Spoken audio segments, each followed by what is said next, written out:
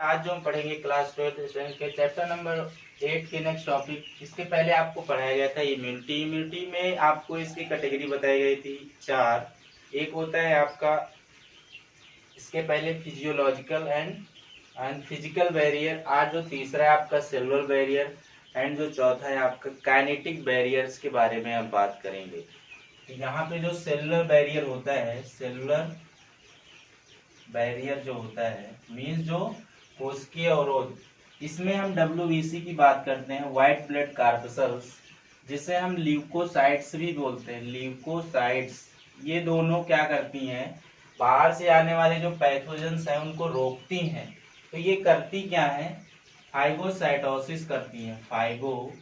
Phagocytosis करती हैं, cytosis करती हैं। मीन्स इसमें दो ऐसे आपके पैथोजेंस यहाँ पे इसको किल करने के लिए हेल्पफुल होते हैं। एक आपका होता है नेचुरल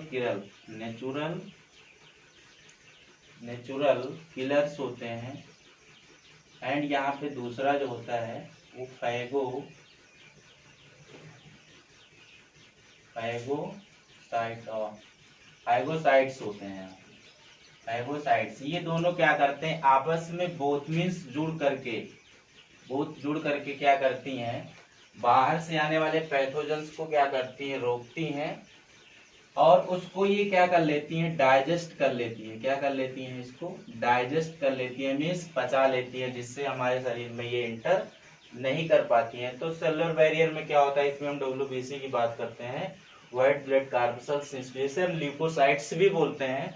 अब देखिए इसमें ये क्या करती हैं, फाइगोसाइटोसिस। मीन्स क्या होता है कि इसमें नेचुरल किलर एंड फाइगोसाइट्स होते हैं, ये दोनों आपस में जुड़ करके बाहर जैसे कोई पैथोजेंस हमारे बॉडी में इनटेक कर रहा है तो इसको ये डाइजेस्ट कर लेती हैं, पचा लेती है, मीन्स पूर्ण रूप से उसको किल कर लेती हैं।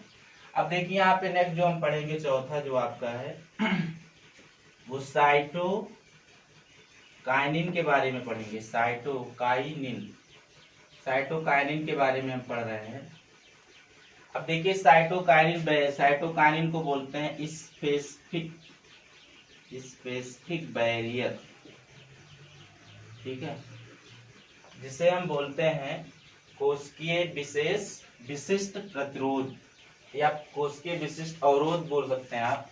अब देखिए इसमें क्या होता है, साइटोकाइनिन में क्या होता है कि मीन्स बाहर से आने वाले जो पैथोजेंस होते हैं, जो रोगाणु होते हैं, ये क्या करते हैं, जैसे ही कोई मतलब पैथोजेंस हमारे बॉडी में इनटेक होते हैं। अब देखिए जैसे कि हमारे बॉडी में जहाँ पे क्या होगा, ये इसकी इम्यूनिटी हुई है, जहाँ पे जिस जगह पे हुई है, तो इस सेल्स में जो क्या होती है, इन्फेक्टेड सेल होती हैं। क्या होती हैं, इन्फेक्टेड सेल जो होती हैं, इनको पता चल जाता है कि हाँ ये पैथोजेंस आ रहा है भाई, अब तो मैं नहीं बचूंगा। तो ये क्या होती है, उन पे अटैक करके उनको क्या कर लेती है, उनको डाइजेस्ट कर देती, उनको इन्फेक्टिव कर देती है, मीन्स उसको मतलब वायरसित कर देती हैं, मीन्स उसको इफेक्ट कर देती हैं। लेकिन ये क्या करती हैं, बाहर जो उसके सराउंडिंग में चारों तरफ और सेल्स होती हैं, मीन्स जो अनइन्फेक्टिव सेल होती हैं, मीन्स जो अनइन्फेक्टिव हुई है, मीन्स उसमें कोई इफेक्ट नहीं हुआ है, उनको ये क्या कर देती हैं, मीन्स उनको ये मतलब बता देती हैं, इनको ये अलर्ट कर देती हैं, कह सकते हैं हम, अलर्ट कर देती हैं कि आप अलर्ट हो जाओ, मैं तो मर जा रही हूँ लेकिन आप अलर्ट हो जाओ। तो इससे क्या होता है, कैसे अलर्ट हो जाती है, क्योंकि ये जो आपकी इन्फेक्टेड सेल्स होती हैं, इनके शरीर से मीन्स ये क्या होता है, केमिकल रिलीज होता है। अब जब केमिकल रिलीज हो जाएगा तो इनको पता चल जाएगा कि हाँ जो अनइन्फेक्टेड सेल्स हैं उनको अब हमको बच जाना चाहिए। तो उस इन्फेक्टेड मतलब जो केमिकल रिलीज मैटर्स होता है उसको हम क्या बोलते हैं, उसे हम बोलते हैं इंटरफेरॉन। अब देखिए ये इंटरफेरॉन सी केमिकल होता है जो कि अनइन्फेक्टिव सेल्स होती हैं, उनको पता चल जाता है कि हमको बचना चाहिए। तो ये साइटोकाइनिन स्पेसिफिक बैरियर में क्या होता है, बाहर से आने वाले जो पैथोजेंस होते हैं, अब जिस ह्यूमंस का जो अंग जो है इन्फेक्टेड हुआ है, जो सेल्स इन्फेक्टेड हुई है, उनको ये पता चल जाता है हाँ भाई मैं तुम्हें नहीं बच सकता हूँ। लेकिन जो उसके सराउंडिंग में अनइन्फेक्टेड सेल है उनको ये अलर्ट करके जाती हैं कि आप अलर्ट हो जाओ। कैसे अलर्ट करती हैं, क्योंकि उनके शरीर से केमिकल रिलीज होता है, उस केमिकल से इनको पता चल जाता है कि हाँ हमको बचना चाहिए। उस केमिकल का नाम है इंटरफेरेंस। ठीक है, तो ये 4 थे। अब नेक्स्ट जो आपका दूसरा हम आपको बताए थे इन्नेट इम्यूनिटी। अब दूसरा यहाँ जो हम पढ़ रहे हैं एक्वायर्ड इम्यूनिटी के बारे में पढ़ रहे हैं। एक्वायर्ड इम्यूनिटी, एक्वायर्ड इम्यूनिटी के बारे में हम पढ़ रहे हैं। ठीक है, उपार्जित यहाँ पे जो होता है प्रतिरक्षा, इनके बारे में हम पढ़ रहे हैं। अब देखिए इसमें क्या होता है, इसका मतलब होता है एक्वायर्ड इम्यूनिटी का स्पेसिफिक होना, स्पेसिफिक होना, स्पेसिफिक होना। अब देखिए एक्वायर्ड इम्यूनिटी का मतलब होता है कि एक्वायर्ड इम्यूनिटी का स्पेसिफिक होना मीन्स ये क्या होती हैं, बर्थ रेट नहीं यूज करती हैं। मीन्स ये जैसे कि बर्थ रेट से ये मतलब नहीं यूज करती हैं। ये क्या होता है, जैसे जैसे क्या होता है बंदा मतलब बढ़ता रहता है, आगे जाता रहता है, उसकी ग्रोथ बढ़ती रहती है, उस तरीके से इसको क्या होती है एक्वायर्ड इम्यूनिटी बढ़ती है। ये कहो कि बर्थ हो गया एक ही बार में उसका अंग डेवलप कर जाए, तो ऐसा नहीं होता है। इसमें एक्वायर्ड इम्यूनिटी में क्या होता है, बर्थ रेट नहीं चलता है, उसकी लाइफ चेंजिंग के अकॉर्डिंग होता है। मीन्स उसकी जैसे जैसे लाइफ चेंज होती रहेगी, उसके पार्ट भी बदलते रहेंगे, उसी तरीके से इसकी इम्यूनिटी भी बदलती रहेगी। अब देखिए जो एक्वायर्ड इम्यूनिटी होती है, इट इज ऑफ 2 टाइप्स की होती है। क्या होती है, इट इज ऑफ 2 टाइप की होती है, 2 टाइप्स की होती है।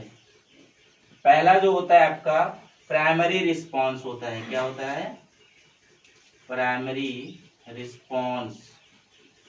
एंड जो सेकंड होता है आपका वो सेकेंडरी रिस्पॉन्स होता है। क्या होता है, सेकेंडरी रिस्पॉन्स। अब देखिए प्राइमरी रिस्पॉन्स में क्या होता है कि इसमें हम एंटीबॉडीज की बात करते हैं। क्या बात करते हैं, एंटीबॉडीज की बात करते हैं, जिसका इसका लो इंटेंसिटी वेट होता है, लो इंटेंसिटी, और इसका क्या होता है हाई। इसका हाई इंटेंसिटी होता है और इसका लो होता है।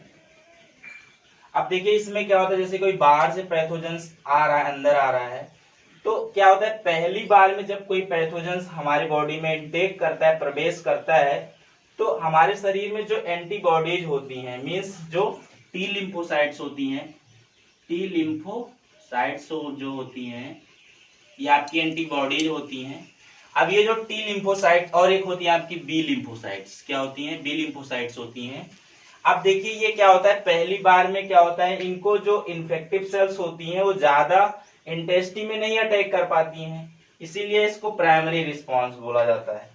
लेकिन जब दूसरी बार में ये क्या होती हैं, आती हैं सेकेंडरी रिस्पॉन्स में, तो इनको ये पता हो जाता है कि हाँ इसके पहले आए थी, तो अब आपको छोड़ूंगी नहीं मैं। मतलब जो भी आपके पैथोजेंस होते हैं उनको अलर्ट करके तो जाती हैं पहली बार में, लेकिन जब दूसरी बार में आती हैं तो उनको पता चल जाता है कि अब हमको ये डाइजेस्ट कर लेंगी, मीन्स इनको किल कर लेती हैं। इसलिए इनका क्या होता है, हाई इंटेंसिटी वेट होता है।